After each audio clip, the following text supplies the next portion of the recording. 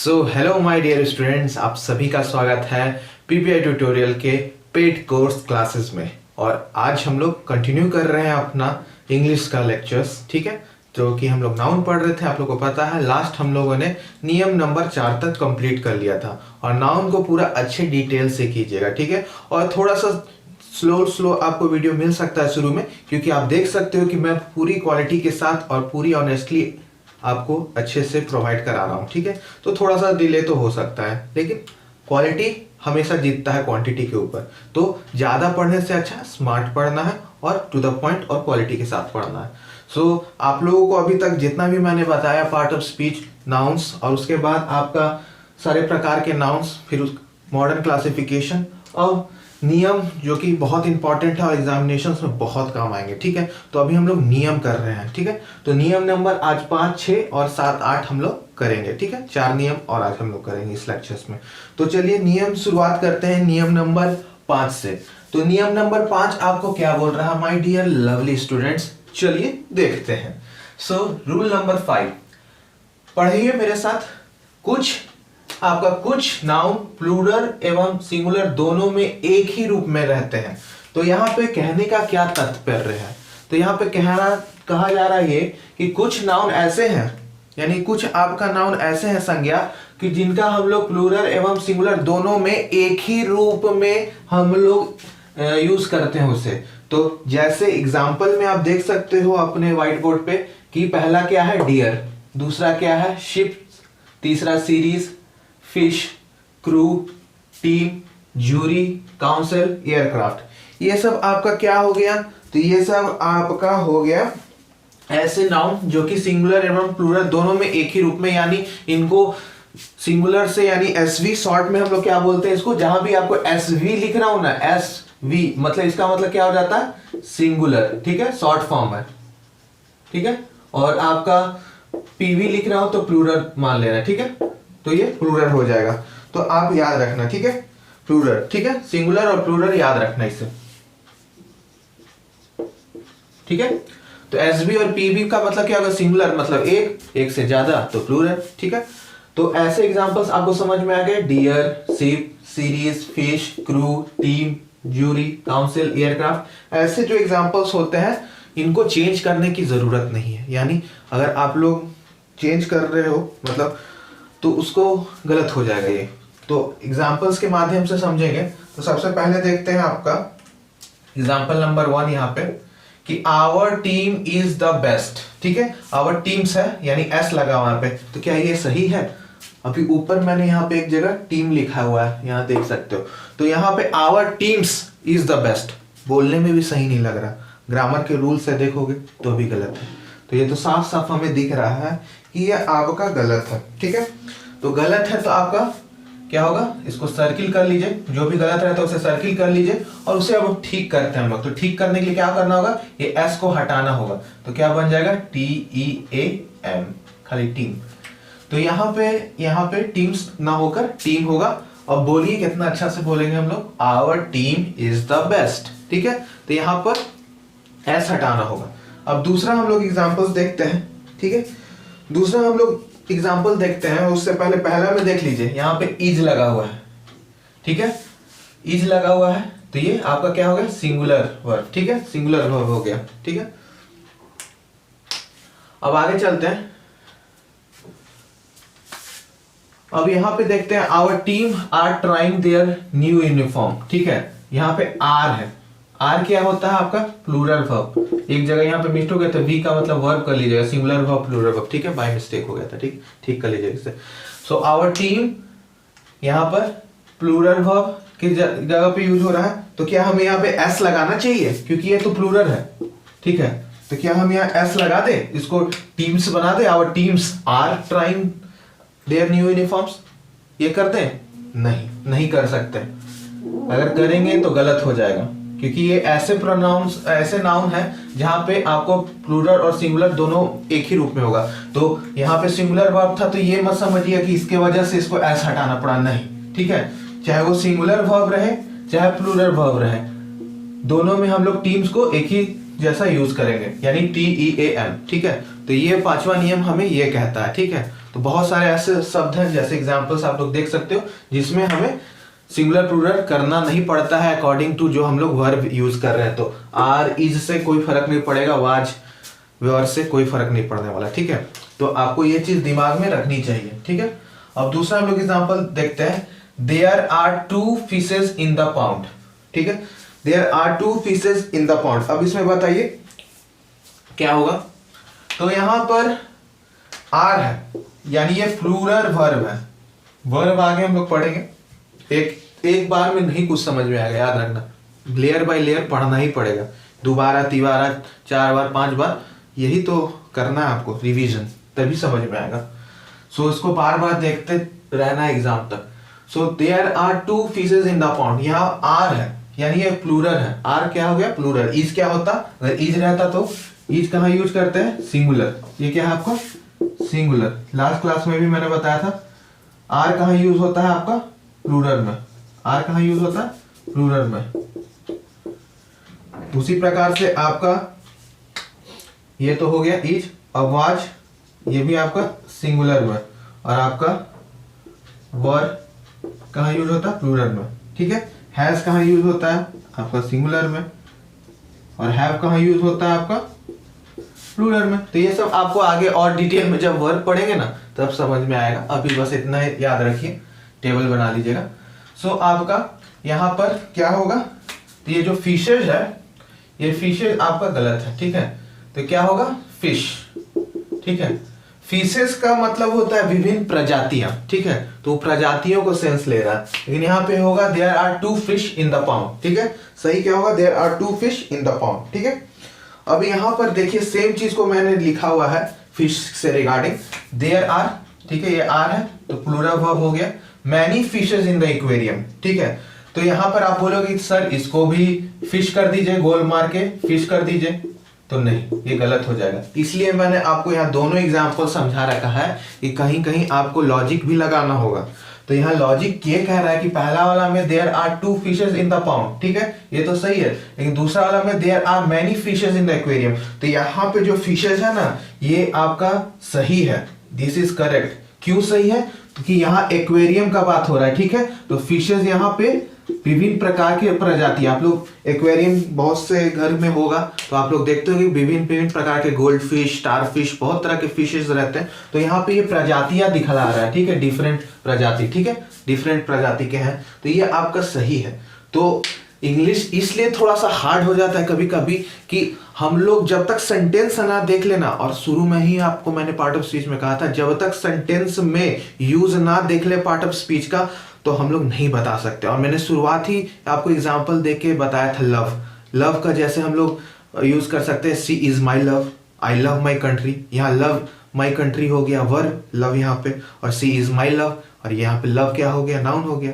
तो ये आपका, इसीलिए मैंने कहा है कि शब्द का यूज पे डिपेंड करता है आपका, और पार्ट ऑफ स्पीच इसलिए थोड़ा सा कभी कभी हार्ड हो जाता है। तो इसको हार्ड नहीं मानना है, ठीक है, इसको हार्ड मत मानिए आप लोग, ठीक है। ये रिवीजन करने का है और टाइम टू टाइम स्टडी करने का है। जैसे अभी आपको यहाँ पे 2 फिशेस का देख सकते हो कि अलग अलग मतलब निकल रहा है। पहला वाला सेंटेंस में देयर आर 2 फिशेस को काट के फिश करना होगा, there are 2 fish in the pound.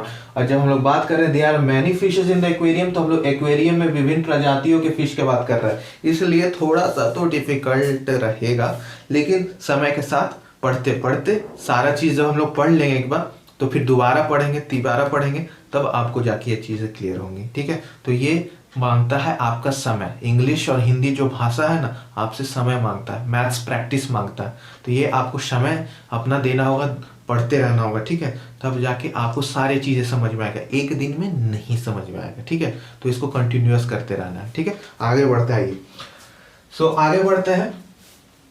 Next आपका example, he has 5 ships and 7 deers, ठीक है। तो यहाँ पे लास्ट आपका एग्जांपल है कि ही हैज क्या है आपका सिंगुलर वर्ब है, ठीक है, सिंगुलर वर्ब है, सिंगुलर वर्ब लिख लीजिएगा, उस टाइम छूट गया था सिंगुलर वर्ब, मैंने कुछ और बोल दिया उस time, singular verb and plural verb. तो सिंगुलर वर्ब है तो आप सोचोगे कि नहीं शिप्स और डियर्स हटाने होंगे, ठीक है, नहीं, उस लॉजिक से मत हटाना, इसको इस लॉजिक से हटाओ कि ये यूज होगा आपका सिंपली हटाने में, ठीक है। तो ये शिप्स को हटा के एस हटा दीजिए और डियर्स में से भी एस हटा दीजिए, तो क्या बनेगा? उस लॉजिक से मत जाना कि यहाँ पे लगा हुआ सिंगुलर वर्ब तो इसको सिंगुलर करेंगे, नहीं, उस लॉजिक से एकदम मत जाइएगा, बस एस हटा दीजिए और यहाँ पे यही तो नियम हम लोग, इसलिए तो इसको नियम दे रखे हैं कि कुछ नाउन्स प्लूरल एवं सिंगुलर दोनों में एक ही रूप में प्रयोग होता है। तो इस वजह से पांचवा नियम थोड़ा सा कठिन है, इसलिए मैंने इसे स्टार मार्क किया। बहुत से स्टूडेंट को कंफ्यूजन होगा, कोई बात नहीं, एग्जांपल्स के माध्यम से और हम लोग समझेंगे, इसलिए ज्यादा टेंशन लेने की जरूरत नहीं है, ठीक है? खाली रिवीजन करत रही, सब समझ में आ जाएगी, ठीक है? Now we will move to our next topic, next rule, that is rule number 6। And rule number 6 hyphenated noun के ऊपर है, और ये बहुत ही इजी रूल है नाउन का, सबसे इजीएस्ट है, तो इसको अच्छे से देख लीजिए। और सबसे आसान है, और ये एक बार में आपको अभी पढ़ा दिया, आपको हमेशा एग्जाम तक इसको रिवीजन करने की भी आवश्यकता नहीं है आपको, ठीक है? तो इसको रिवाइज भी नहीं करोगे तो भी आपको याद रहेगा। तो क्या है ये कि हाइफेनेटेड नाउन का प्रयोग कभी भी प्लूरल फॉर्म में नहीं होता है, तो ये याद रखना, कभी भी नहीं होता है, नहीं पे याद रखना। हाइफेनेटेड का मतलब क्या होता है? ये वर्ड्स के बीच में जो ये डैश आ जाता है हाइफन, तो ये हाइफन नाउन है, जो हाइफेनेटेड नाउन का प्रयोग कभी भी प्लूरल फॉर्म में, यानी प्लूरल फॉर्म में हम लोग नहीं कर सकते। अब बस याद रख लीजिए इसको, कभी नहीं होगा। और ऐसा क्वेश्चन आपको आएगा, प्रीवियस ईयर में दिखेगा हाइफेनेटेड नाउन के ऊपर, तो इसे स्टार मार्क कर लीजिए। सारे रूल तो वैसे तो बहुत ही इंपॉर्टेंट है, लेकिन ये तो इजी और इंपॉर्टेंट दोनों है, ठीक है? तो जैसे देखिए, he gave me 200 rupees note, ठीक है? उसने मुझे 200 का रुपया का एक नोट दिया, ठीक है? तो यहाँ पे क्या लिखा हुआ है, ध्यान से समझिएगा कि हाइफेनेटेड नाउन का प्रयोग हम लोग कभी भी प्लूरल फॉर्म में नहीं करते। तो हाइफन यहाँ लगा हुआ है, देख सकते हो, ये हाइफन है, ठीक है? यही हाइफेनेटेड नाउन हो गया, ठीक है? ये आपका जो हाइफेनेटेड नाउन मैंने कहा, यही ये चीज है, ठीक है? तो आप देख सकते हो कि यहाँ हाइफन लगा हुआ है, और रूल क्या बोला कि प्लूरल में नहीं हो सकता, तो यहाँ पे एस लगा हुआ है, तो ये आपका गलत है। तो इसको कैसे सही करेंगे? बस एस हटा दीजिए, तो क्या हो जाएगा? रुपीज, ठीक है? रुपी। तो सही सेंटेंस क्या हो गया? ये रॉन्ग था, ये राइट है। So he gave me 200 rupee notes, ठीक है? तो 200 रुपीज नोट्स हो जाएगा आपका सही, ठीक है? तो हाइफेनेटेड नाउन में एस नहीं लग सकता, ठीक है? उसका प्लूरल नहीं बन सकता। अब देखिए यहाँ पे अ 2 आवर वॉक, सही है कि गलत? बताइए, सही है कि गलत है? जल्दी बताइए। अब आप लोग बताइए। अ 2 आवर वॉक, रूल जो बताए, करेक्ट, ये आपका करेक्ट है। क्या है? ये आपका करेक्ट है, सही है बिल्कुल। अगर यहाँ पे एस लगा देते तो, एस लगा देते तो अ 2 आवर्स वॉक, क्या ऐसा हो सकता है? नहीं ना, तो ये आपका तब गलत हो जाता है। इसको क्या करते? आवर कर देते हैं, तो ये आपका 2 आवर वॉक होगा। अब नेक्स्ट एग्जांपल देखते हैं। He stay in 5 stars hotel, hyphenated noun कहाँ है? यहाँ है। हाइफन कहाँ लगा हुआ? ये, ठीक है? So he stay in 2 hour hotel, hyphen आपको हो सके ना दिख रहा हो, इसलिए मैं मोटा कर दे रहा हूँ, ठीक है? हर जगह मोटा कर दे रहा हूँ, ठीक है? ठीक है? हाइफन आपका, हाइफन का मतलब क्या होगा? ये जो डैश रहता है, हाइफन, ठीक है? सो आपका ही स्टे इन 5 स्टार होटल, ठीक है? तो ये हाइफन मिल गया। अब यहाँ पे गलत क्या है? स्टार्स, स्टार्स के जगह पे क्या होगा सही? ये हो जाएगा आपका स्टार, ठीक है? तो बस एस हटा देना है, सही हो जाएगा। और ऐसे प्रश्न आपको प्रीवियस ईयर्स में दिखेंगे, ठीक है? तो इसको अच्छे से याद रखिएगा। और नियम नंबर 6 का लास्ट कर लेते हैं हमें, अटेन डे टूर, ठीक है? अटेन डे टूर, हाइफन आपको यहाँ है, तो ये हाइफेनेटेड नाउन हो गया। तो अटेन डे टूर, ठीक है? तो अटेन डे टूर सही है कि गलत है? बताइए जल्दी से, सही है कि गलत है? देख सकते हो आप लोग, अटेन डे टूर, तो सही है कि गलत है? बता दीजिए। तो हाँ जी, सही है, करेक्ट है। तो दिस इज करेक्ट। तो ये था आपका नियम नंबर 5 और 6। नियम नंबर 5 आप लोगों को थोड़ा सा डिफिकल्ट लग सकता है, लेकिन डिफिकल्ट है नहीं, तो अच्छे से कीजिएगा, ठीक है? और रिवीजन कीजिएगा और नोट्स अच्छे से बनाइएगा। उसके बाद हमें भी आपको नोट्स प्रोवाइड कराएंगे, ठीक है? लेकिन नोट्स आप अपना लैंग्वेज में पहले बनाइए, और अपना लैंग्वेज में ही बनाइएगा, कॉपी मत कीजिए। आप लोग वेट कर रहे होगे, बहुत से स्टूडेंट वेट कर रहे होगे कि सर नोट्स डालेंगे उसी से छाप लेंगे, तो वही करते रह जाओगे साल भर। एग्जाम में भी यही होगा, कुछ नहीं आएगा। फिर अपना जो मेहनत कर रहा है, शॉर्टकट्स मारोगे, शॉर्टकट्स में ही मार्क्स आएंगे। और रियलिटी यही है, जो मेहनत कर रहा है शुरू से, अभी से, यानी 1 नवंबर से क्लासेस चल रहा है, प्रीवियस ईयर्स बना रहा है अपने खुद से, मुझे पता है मोस्टली स्टूडेंट बना रहे हैं। जो नहीं बना रहे हैं उनके लिए बाबू सही एडवाइस दे रहे हैं, कॉपी पे मत जाइए। जो हम भेजते हैं बस आपको एज अ सैम्पल भेजते कि देखिए इस प्रकार से आपको बनाना है डिटेल में। अगर आप उसी से छाप के बना रहे हो, अपना वर्क नहीं कर रहे हो, तो आपको नहीं रिजल्ट मिलेगा। ठीक है, तो आपको अपना बनाना है खुद से, बाद में आप मॉडिफिकेशंस करो। इसलिए मैंने स्पेसेस छोड़ाया है। ठीक है, स्पेस छोड़ने को कहा है कि आगे चल के हो सकता है आपको बहुत सारी चीज़ें ना है तो आप बाद में ऐड करो, लेकिन बनाओ खुद से। खुद से डिफिकल्ट वर्ड मीनिंग खोजो, खुद से अपना रीजंस डालिए, खुद से प्रिपेयर कीजिए अपना नोट्स। कॉपी पे मत रहिए, शॉर्टकट से मार्क्स नहीं मिलेगा। यहाँ आपको हार्ड वर्क करना पड़ेगा, इस चीज़ में आपको हार्ड वर्क करना है। ठीक है, स्मार्ट वर्क तो करना ही, लेकिन हार्ड वर्क भी करना है। तो जो अभी भी बच्चे नहीं कर रहे हैं, समझा रहा हूँ, बात मान जाइए, तो मार्क्स आएगा, अच्छा रैंक आएगा, अच्छा लेवल पे मार्क्स बढ़ेगा। क्योंकि छोटी छोटी चीज़ें ही आपको मार्क्स बढ़वाएंगे। और जब एग्ज़ाम दोगे ना, तो एग्ज़ाम में कितना आप लोग पढ़ के गए वो मैटर नहीं करता। एग्ज़ाम से पहले जो मेंटालिटी होती है आपकी, yes I can do it, उस पर आपका एग्ज़ाम निकलेगा। क्योंकि अधिकतर स्टूडेंट्स का ये होता, आता सब है, लेकिन जाके नर्वस में गड़बड़ कर देते हैं। और यहाँ पे मैं इम्फसाइज उसी चीज़ पे करता हूँ कि आपको मार्क्स ज़्यादा कैसे ना बनते हुए आप अपनी गलतियों से मार्क्स को बचाओ ज़्यादा।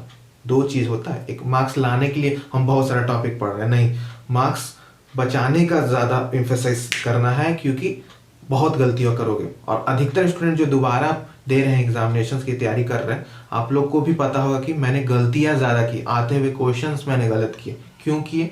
क्योंकि आप लोगों ने बारीकियों पे ध्यान नहीं दिया। तो बारीकियों पे ध्यान दीजिए, ठीक है, तभी आपका जो 170, 180, 160 ला है 220, 250 तक जाएगा। आपको अपना गलतियों को मिनिमाइज करना है, तभी आपका मार्क्स अपने आप ऊपर उठेगा। और यही चीज़ मैं इम्फसाइज यहाँ पे ज़्यादा जोड़ इसी पे दूंगा। तो बात समझ जाइए अभी से। चलिए पढ़ते हैं आगे, हम लोग रूल नंबर 6 के बाद 7, 8 करते हैं। ठीक है, अभी आगे बढ़ते हैं, हम लोग नियम को जानते हैं। ठीक है, तो नियम को कंटिन्यू करते हुए रूल नंबर 7 पे चलते हैं। ठीक है, तो रूल नंबर 7 आपसे क्या बोल रहा है, एक बार देख लेते हैं। तो देखा जाए रूल नंबर 7, कुछ नाउन का प्रयोग बोल चाल की भाषा में करते हैं हम लोग जो, लेकिन वास्तव में उनका प्रयोग करना बिल्कुल गलत है। यानी इसका मतलब क्या हुआ कि कुछ नाउन ऐसे होते हैं जिनका हम लोग सिर्फ बोल चाल में यूज करते हैं रोजाना, लेकिन ग्रामर के हिसाब से, रूल के हिसाब से, इंग्लिश के हिसाब से वो गलत रहता है। तो ये नियम नंबर बना है 7। तो कुछ नाउन का प्रयोग बोलचाल की भाषा में तो करते हैं हम लोग, लेकिन वास्तव में उसका प्रयोग करना बिल्कुल गलत है। तो ऐसे आपको यहाँ पे दिख रहे होंगे एग्जाम्पल्स। ठीक है, तो यहाँ पे सबसे पहले गलत प्रयोग और सही प्रयोग का 2 कॉलम बना हुआ है। ठीक है, तो जैसे हम लोग डेली लाइफ में अपना बोलते हैं कजन ब्रदर, कजन सिस्टर, जो कि बोलना एकदम गलत है। सिर्फ हम लोग कजन ही बोलना है।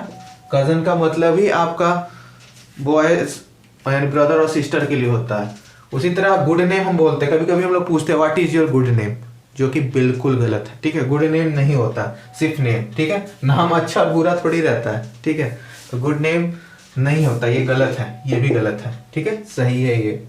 अब बोलते हैं बिग ब्लंडर, स्मॉल ब्लंडर, यानी बोलते हैं ना हमसे तो ब्लंडर हो गया, हम तो भारी मिस्टेक हो गया, जो कि गलत है। ठीक है, बिग स्मॉल थोड़ी होता है ब्लंडर। ब्लंडर का मतलब ही होता है मिस्टेक, बहुत बड़ा। तो ये आपका ब्लंडर। ठीक है, सिर्फ सिंपल ब्लंडर बोलना। अब जैसे हम लोग बोलते हैं गुड ड्रीम, बैड ड्रीम, ऐसा कुछ नहीं होता। सीधे बैड ड्रीम का हम लोग क्या बोलते हैं, नाइटमेयर। ठीक है, नाइटमेयर मतलब बैड ड्रीम को ही हम लोग यूज करते हैं, सही वर्ड। ठीक है, नाइटमेयर। और नाइटमेयर का आप लोग अच्छा से डिफिनीशन लिखिएगा वर्ड मीनिंग में। ठीक है, इसका वर्ड मीनिंग बना लीजिएगा, इंपॉर्टेंट है। ठीक है, स्टार मार्क कर लीजिएगा। तो 7 आपका नियम बहुत आसान है, बहुत ईजी है कि हम लोग जो डेली लाइफ में वर्ड्स यूज करते हैं बहुत सारे, हम लोग गलत प्रयोग करते हैं उसे। ठीक है, तो उसका सही प्रयोग ये हो गया, तो एग्जाम्पल्स में ये। ठीक है, तो डिटेल में बनाना, इसलिए स्पेस जरूर छोड़िएगा, पेज मत बचाइएगा, पेज मत बचाइएगा। हर चीज के बाद 2-2, 3-3 लाइन जरूर छोड़िए, बाद में और एडिशनल पॉइंट्स मिलेगा। ठीक है, तो आप बहुत बच्चे पेज क्यों बचा रहे हो, कहाँ ले जाना है पेज बचा के, थोड़ा सा स्पेस छोड़ दीजिए ना। हर नियम के बाद 2-2, 3-3 स्पेस छोड़ दीजिए। अधिकतर स्टूडेंट छोड़ रहे, बहुत कम है जो पेज बचाने के चक्कर में, कहाँ बचा के जाइए पेज, ठीक है, पेज नहीं के बचा के, ठीक है। तो पेज मत बचाइएगा, हो सकता आगे इस यहाँ 4 एग्जाम्पल्स है, आगे 5 6 7 और एग्जाम्पल्स मिल जाए, तो कहाँ ऐड करोगे, ऊपर नहीं ना, पेज मत बचाइएगा। रूल नंबर 8, कुछ नाउन जैसे pair, score, 100, dozen, million, billions etcetera, ठीक है, ये आपका जो रहते हैं, ये आपका यूज हम लोग करते हैं मिलियंस बिलियंस, ठीक है। जो खुद में प्लूरल होते हैं तो इसे प्लूरल नहीं बनाते हम लोग, ठीक है।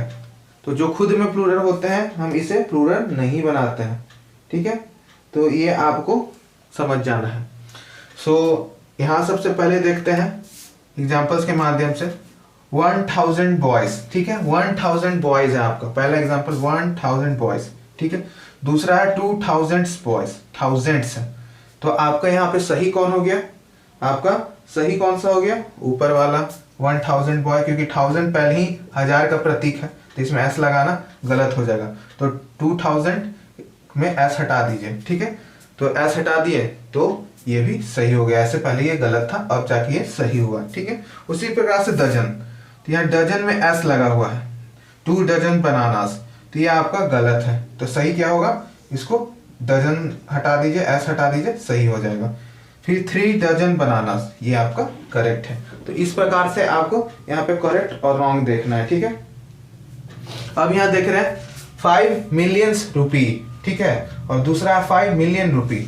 अब इसमें आपको 4 ऑप्शंस है, देखिएगा अच्छे से। 5 मिलियंस रुपी, फिर यहाँ मिलियन है, यहाँ 5 मिलियंस, फिर एस यहाँ लगा हुआ, फिर 5 मिलियंस, फिर यहाँ पर भी एस लगा हुआ। अब थोड़ा सा यहाँ पर बारीकी से ध्यान से देखना है और बताना है कि कौन सा सही होगा, ठीक है। तो यहाँ लिखा हुआ है 5 मिलियंस रुपी, ठीक है, जो कि आपका गलत है, ठीक है। क्यों गलत है, अभी हम लोग पूरा एक चारों को देख लेते हैं उसके बाद। फिर आपका 5 मिलियन रुपी, ये भी आपका गलत है, ठीक है। अब आपका नेक्स्ट चलते हैं हम लोग। 5 आपका यहाँ पे ऐसा हटा देना होगा, 5 आपका मिलियन रुपीस, ये आपका सही है, और 5 मिलियंस रुपीस ये आपका गलत है। बस थर्ड वाला ऑप्शन सही है, बाकी ए बी सी डी सब गलत है आपका। ए बी सी डी ये सब आपका सी ऑप्शंस करेक्ट है, ठीक है। अब रीजन जानते हैं इसके पीछे क्यों, ठीक है। तो रीजन आपका सिंपल है, रीजन में आपको बस इतना जानना है कि आपका मिलियंस में और आपका बिलियंस में हम लोग एस नहीं प्रयोग करते, ठीक है। इसका प्रयोग हम लोग मिलियन बिलियंस को थोड़ा सा अलग प्रकार से समझते हैं, ठीक है। इसको थोड़ा सा एक बार डिटेल में हम लोग अभी फिर से करते हैं, ठीक है, एक बार। जैसा कि अभी मैंने कहा था कि इसको हम लोग को और डिटेल में समझना है, ठीक है। जो ये मिलियन बिलियन का खेल है ना, बहुत इंपॉर्टेंट है, ठीक है, क्योंकि इसको बहुत तरीके से किया जा सकता है, तो इसको ध्यान से समझिएगा, ठीक है।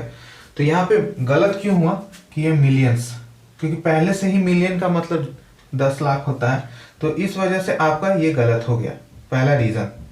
दूसरा 5 मिलियन रुपी, ठीक है, इसका गलत होने का रीजन ये था क्योंकि यहाँ पे मिलियन का बात हो रहा है, तो पैसे का बात कर रहा है, तो यहाँ एस लगाना चाहिए था, तो इस वजह से ये गलत हो गया। लेकिन थर्ड वाला में मिलियन भी है और एस भी लगा हुआ है, इसलिए ये सही है। और फोर्थ वाला आपका गलत इसलिए है क्योंकि यहाँ मिलियंस और रुपीज दोनों में एस लगा हुआ है, ठीक है। बस आपका इसका एस हटाना होगा। तो ये रीजन था आपका ये चारों का, तो ये हम लोग पूरा कर लिए, ठीक है। तो ये था आपका नियम नंबर 7, नियम नंबर 8। अब नियम नंबर आगे चलते हैं, 9 10 करते हैं, ठीक है। और इसके बाद आगे नाउंस में और भी बहुत कुछ है, और जो बच्चा पार्ट ऑफ स्पीच अच्छे से कर लिया उसको मेजोरिटी में इंग्लिश समझ में आ गया, ठीक है। इंग्लिश का उनका काम आधा हो गया, तो इसको अच्छे से करना आपको, ठीक है। चलिए नियम नंबर 9 और 10 करते हैं। तो आइए अब हम लोग डिस्कस कर लेते हैं आपका रूल नंबर 9 और 10।